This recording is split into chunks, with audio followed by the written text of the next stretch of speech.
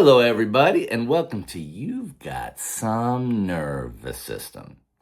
I'm Raun K. Kaufman, and today's episode is the emotion of the month, sadness. Now, we do a show every week, of course, here, but one of those shows per month focuses on a specific emotion, and today's is sadness. Now, really important thing to understand is that I'm not trying to simply tell you about your emotions here, but to give you like a possible reframing of how you actually see your emotions. That can often be incredibly helpful. There's a lot of misconceptions out there about what emotions are, how they operate, whether they're, quote, good or bad, that kind of stuff. Now, let's talk about sadness. It's really interesting because sadness comes from, this is something that might blow your circuits a little bit if you're not familiar with this fact or group of facts. Sadness comes from the Latin root satis, which is actually shares meaning with a lot of other words that may shock you, like satiated, satisfied, and going even further back, sated, right? These have a feeling of enough or fullness, right? That's what sadness, the word, shares its roots with.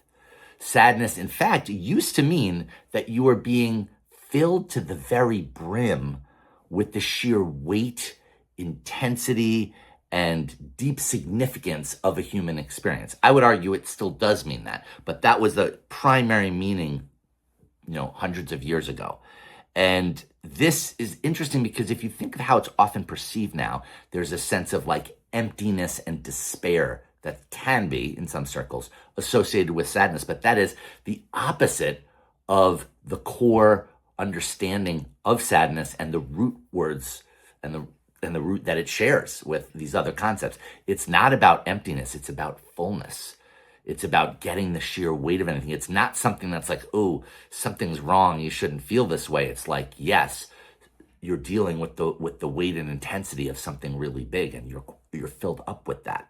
In fact, actually, socially, if you go back even a little bit further in time, sad didn't even mean, oh, like you're crying. It actually had to do with being steadfast, reliable, and deeply grounded. So calling someone sad was a deep core compliment you could give someone, right? Pretty interesting, right? If you think about two words like, and emotions like anger and fear, right? They might include like a burst of energy. Sadness is very different than that, right? Sadness usually entails a lowering of energy, right? A lowering of energy. And actually, it really entails conserving energy to process difficult events. That's part of what sadness actually is. Now, some of you may hear that and you may be like, well, wait a minute, it's conserving energy, it's powering down, but sometimes there's, someone will be hysterically crying and it will seem really energetic. They'll be like exploding in their sadness. But I would argue that in that case, in that moment, the dominant emotion is not actually sadness if they're doing that. It is actually anxiety or even sometimes anger, right? That's in that moment. Now, right after that, then there may be waves of sadness and different things. And it's really fascinating. Sadness is quite a fascinating emotion. It involves a highly coordinated neural, hormonal, physical group of shifts that happen while you're sad. There's the sort of hub of sadness is the subgenual anterior cingulate cortex, in case you're interested, in case you've always wanted to know that. And there's a lot of increased communication between the amygdala, right, with key for emotions, your limbic system, etc., and the hippocampus, which is key for coordinating memory storage. That's why oftentimes when you're sad, you'll notice you're deep in memories. You're having very vivid kinds of memories, both memories of the past and also the moment of sadness is often very, very stuck in your memory for a very long time after the sadness. Both of those things are true. So, like I said, unlike lots of other emotions, the brain is pulling inward during sadness. And that's not a bad thing. It engages something that's called the parasympathetic brake. It engages the parasympathetic nervous system. And like I said earlier, it kind of powers you down and slows things down for pondering and considering, right? Which is, this is very interesting. The chemical makeup, some of you may know this, the chemical makeup of tears from sadness are totally different than the chemical makeup of tears from happiness or joy or gratitude. Also very different from the tears you get in your eyes from like chopping up an onion. That's not all the same tears when they're happening, right? Sadness has its own special chemical concoction and makeup. And so it actually triggers the release of two important hormones, one called prolactin and one called, hormone you've probably heard of, oxytocin, which is often deeply involved in human bonding, right? So number one, it can really, the whole experience of sadness can actually soothe the body and restore chemical balance post the intensity of the first wave of it. And sadness can really be a bonding and healing emotion. Sadness can be a bonding and a healing emotion. So we don't want to turn sadness into the bad guy and see it as something that's either a sign that something is really wrong or something that we're trying to get over. Hey, let's get over our sadness. Let's move on, right? So we want to really see it for what it is and for all the beauty and usefulness that it has. And, check this out. Research actually shows that people who experience mild sadness they are less susceptible, this is true, to stereotypes, to inflated egos, and to something called false optimism. False optimism is like when you walk into a casino, as an example, and you play a game of roulette, and you're picking, one number out of 40, and you think there's a really good chance it's going to land on your number. Right, that's called false optimism because the odds are overwhelmingly against the ball landing on the number that you pick. Right, so you are less susceptible to all those things when you have mild sadness. They've done studies on that. It's kind of interesting. So we want to really, again, appreciate sadness for what it really is. So we want to, first of all, we want to fully allow it when we're feeling it. We want to fully allow our sadness. We don't want to push through it. We don't want to try and hurry it along. I really hope you're not doing this. We don't want to judge ourselves for feeling sad, like, oh, I'm such a, I'm weak, I'm a loser. What am I doing feeling sadness? Or what am I doing feeling sadness for this long? I should feel it for shorter, right? All of that kind of, we really don't want to do that. You guys have heard me talk about the larger concept here, which is that all unhappy emotions are signals from your nervous system, right? That you don't want to suppress. And they are specifically signals from your nervous system that say, hey, something is out of whack. And there's something that you would need to do or have or pay attention to get back into sync. That's all unhappy emotions are signals like that. But for sadness, it has other components too, because it can have this bonding piece to it and this consideration and processing piece to it, this introspective piece to it. These can all be parts of the human experience of sadness. And so we want to really fully feel it. What does fully feel it mean? Well, one, what I said before, it means we don't want to hurry it along or try and get out of it or judge it. Two, it means actually fully sitting with it, like actually really saying, like, I don't need this to go away. I don't need to be feeling something different than what I'm feeling. All emotions, including unhappy ones, are meant to be fully felt and then allowed to move through us. Now, do we want to feel sad all the time? Well, if you're feeling sad all the time, there is something off there, not because sadness is bad, but because any emotion, you don't want to feel any emotion all the time, right? We are built to be able to feel the whole spectrum of different emotions, from joy to love to fear to sadness, right? So you don't want to feel any one emotion all the time, right? But that doesn't mean there's not a very important place for sadness, and that we want to really feel it and savor it while we're feeling it. And also, another part of fully feeling it means paying attention to where it is in you. If you're feeling sadness, are you feeling it in your chest? Are you feeling it in your stomach? I remember this I don't know, it's backed by research or anything, this last little piece I'm going to tell you, but someone had told me once, a few years ago that sadness is often in the lungs. Sadness and grief can often be in the lungs. And I remembered, it brought back a memory of one time going through a breakup a long time ago, but it was a breakup with someone I was pretty serious with, and I felt awful about it. It's so funny because I was the one that did the breaking up, but I was still like totally grief stricken about it. I for about 6 months, I had like awful infection deep in my chest and lungs.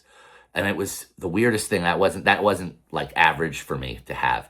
And later when I considered it and the person told me that, I'm like, oh, that's really interesting that I was feeling this feeling. But also I was in my 20s at the time, and I wasn't also fully allowing it either. I was trying to get on with my quote life.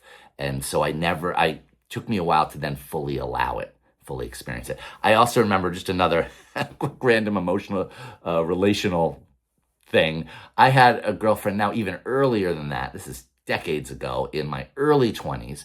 And the one thing she used to say that was this is way before I met my wife, obviously decades before I met my wife.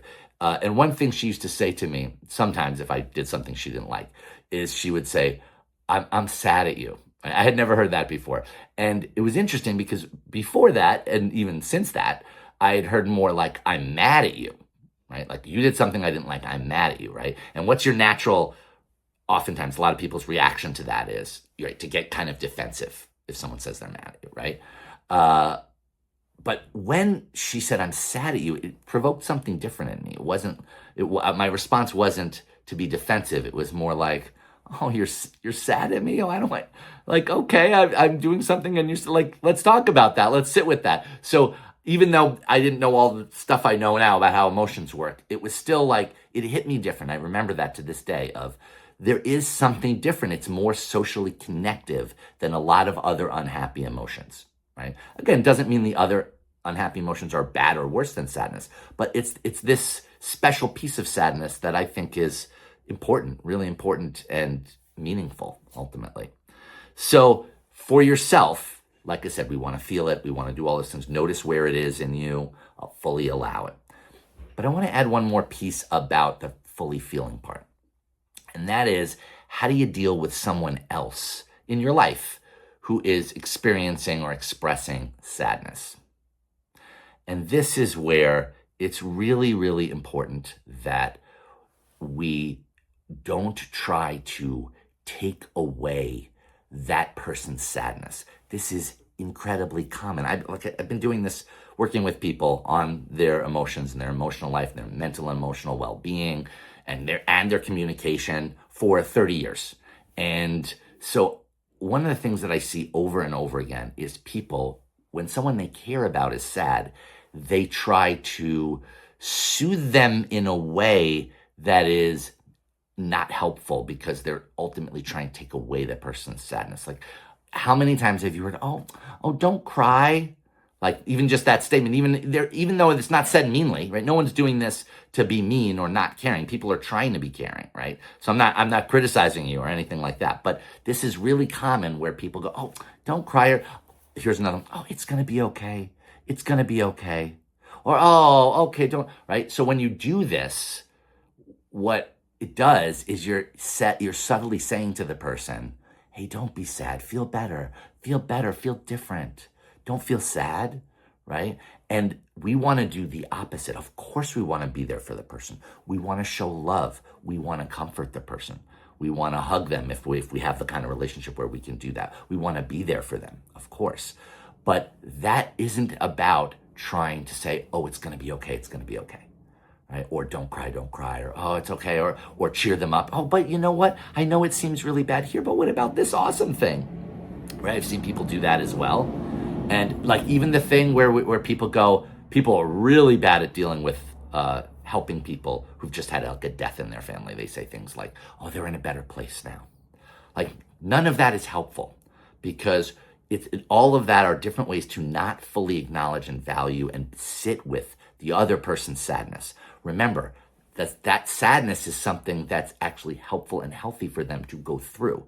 Not to feel one emotion forever, but to feel that. And so rather than, if you're trying to love and comfort and be helpful to someone who is sad, You don't want to do or say anything that implies a subtle, like, hey, let's move through this, or let's feel better about this. Instead, you want to really show more of a just, I love you, I care about you, I'm here for you, right? And I'm going to be in this with you.